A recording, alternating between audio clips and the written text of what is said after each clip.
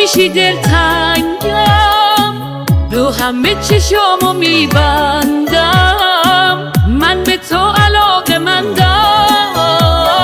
ای وای نقطه ضعف من اون چشمات، تو ببین چه کاری دستم داد، مثل تو دیگه نمیام.